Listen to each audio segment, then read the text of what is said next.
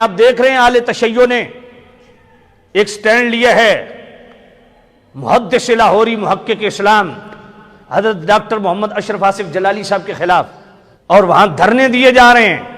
کیوں جی؟ ایمان ابو طالب پہ ڈاکٹر صاحب نے اپنا موقف دیا۔ میں نے کہا بات یہ ہے تم متے کے قائل ہو، ہم اگر متے کے خلاف تقریر کریں تب بھی تمہارے خلاف ہے، دھرنے دے دو۔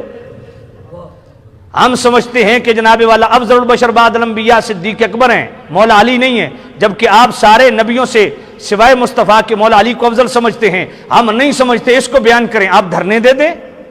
سمجھ نہیں ہے آپ کو؟ مسئلہ تفضیل میں ہم افضل عالم ابو بکر کو سمجھیں، آپ مولا علی کو سمجھیں، ہمارا اس بنیاد پہ آپ سے اختلاف ہے، اس بنیاد پہ آپ دھرنے دے دیں۔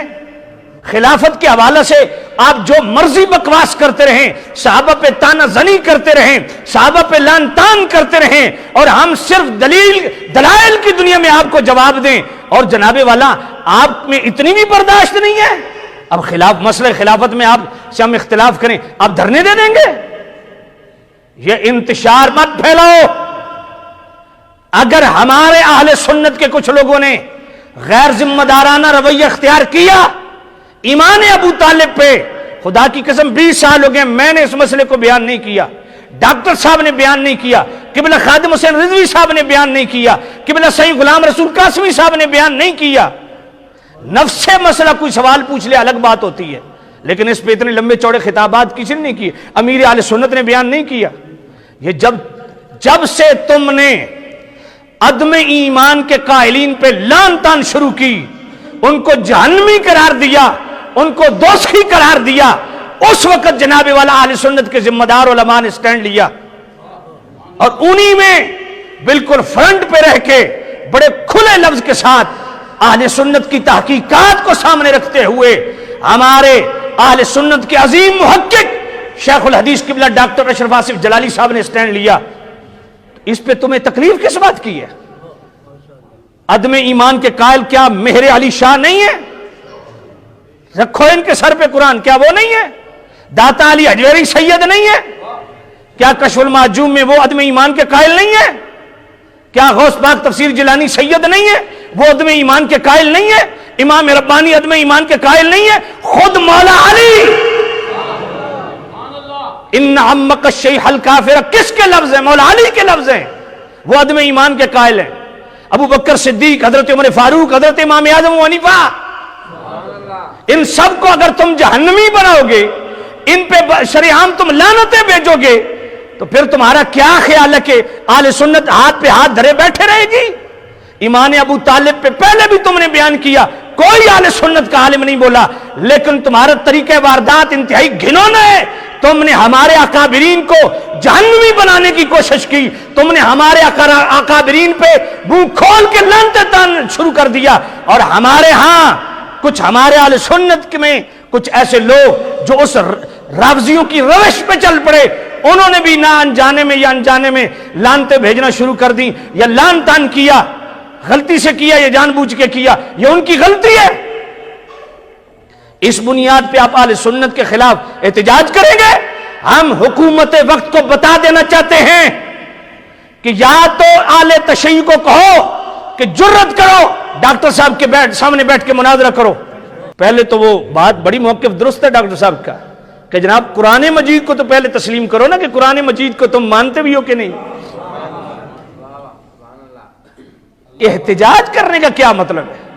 اور میں ریاستی اداروں کو خبردار کرنا چاہتا ہوں، بالکل ببانگ دہل کہنا چاہتا ہوں، تم نے یہ پریکٹس پہلے کر لی ہے، اہل سنت کو پابند سلاسل کرنے پہ تم نے یہ پریکٹس پہلے کر لی ہے کہ اہل سنت کا دانا پانی بند کر دیا جائے، تم یہ پہلے پریکٹس کر چکے ہو کہ سارے علماء کو بشمول عوام اہل سنت کے جیلوں میں دھکیل دو۔ کیا کمائی کی ہے تم نے؟ وہ بھی تمہارا ظلم تھا لیکن ہم نے برداشت کیا، لیکن اس طرح بالکل ننگے ہو کے اگر عقیدہ اہل سنت کو اور اکابرین اہل سنت کو آپ دیوار سے لگانے کی کوشش کریں گے تو پھر آپ کا کیا خیال ہے کہ اہل سنت خاموش بیٹھیں گے؟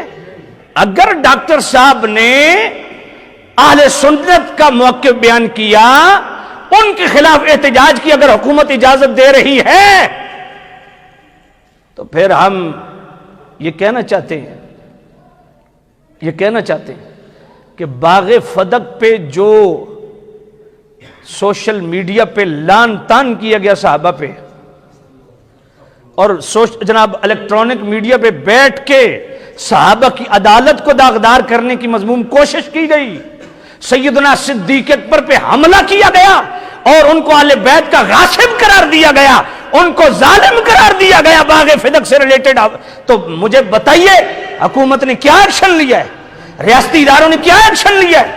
ڈاکٹر صاحب نے تو کوئی ایسی بات نہیں کی ہے۔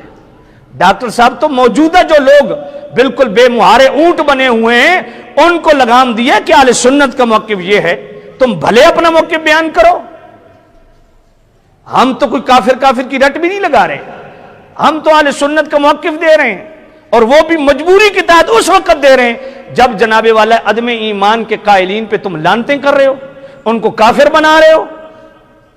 تو دوسروں کے خلاف سٹینڈ لینے سے پہلے اپنا آپ خود محاسبہ کر لیں۔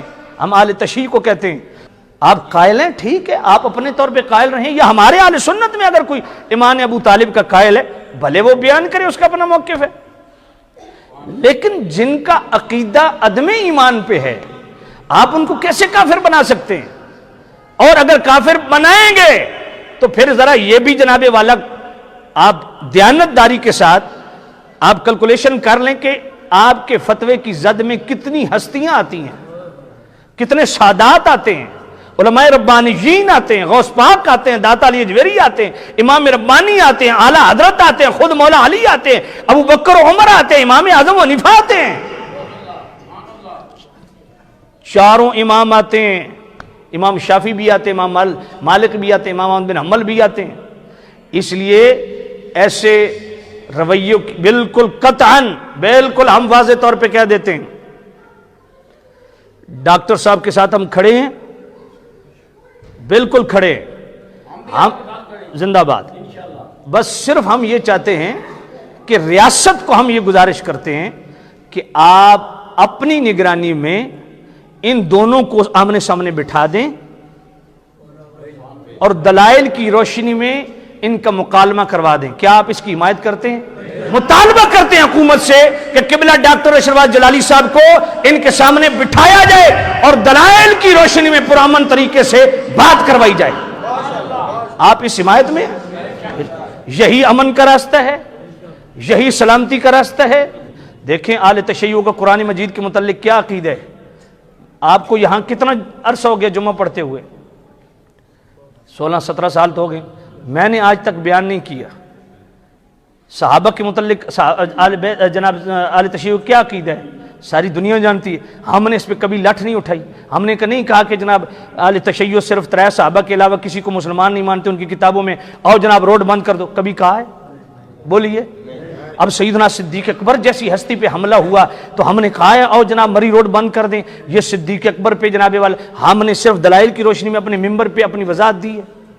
بات سمجھ آ رہی کہ نہیں آ رہی؟ خلافت کے حوالے سے آپ کا جو کچھ عقیدہ ہے، آپ جس طرح جناب والا صحابہ کو غاصب بنا رہے ہیں، کسی ایک سنی عالم دین کو دکھا دیں کہ اس نے روڈ بند کیا ہو، اس نے جناب والا دھرنا دے دیا ہو، کیوں جی یہ اہل سنت کا عقیدہ ہے تو اہل تشیع یہ کر رہے ہیں، ہم نے کیا ہے جبکہ ہمارا عقیدہ آپ کے معارض و مخالف ہے، تو یہ آپ تماشا کیوں کر رہے ہیں؟ سب کو ہاتھ جوڑ کے کہتا ہوں اپنے شخصی اور تنظیمی اختلافات کو ایک طرف رکھیں، اس وقت آپ کے مسلک کو دیوار سے لگانے کی سازش ہو رہی ہے، اس لیے تحریکی تنظیمی اختلاف اپنی جگہ صحیح، آپ کو اس وقت خود کو سٹینڈ لینا چاہیے یا اس حوالے سے آپ کو ڈاکٹر صاحب کی سپورٹ کرنی چاہیے، بالکل ببانگ دہل کرنی چاہیے، مفتی منیب الرحمان صاحب کو بھی بولنا چاہیے، قبلہ خادم حسین رضوی صاحب کو بھی بولنا چاہیے، جامعہ نظامیہ کو بھی سٹینڈ لینا چاہیے، میں کہتا ہوں جامعہ رضویہ کو بھی سٹینڈ لینا چاہیے، جامعہ امجدیہ کو بھی سٹینڈ لینا چاہیے،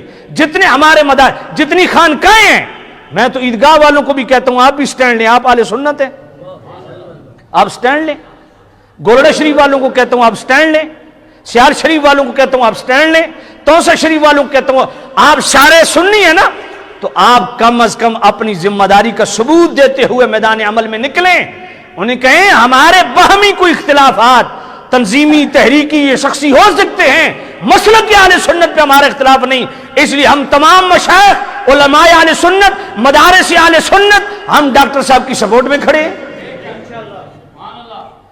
کیونکہ یہ معاملہ ایمان ابو طالب کا نہیں ہے، یہ معاملہ کچھ اور کھچڑی پک رہی ہے۔ یہ جقے بعد دیگر ایمان ابو طالب اور جناب باغ فدق اور خلافت اور یہ جتنے معاملات، یہ سازش کو سمجھنے کی کوشش کریں۔ میرے صدیق اکبر، میرے صدیق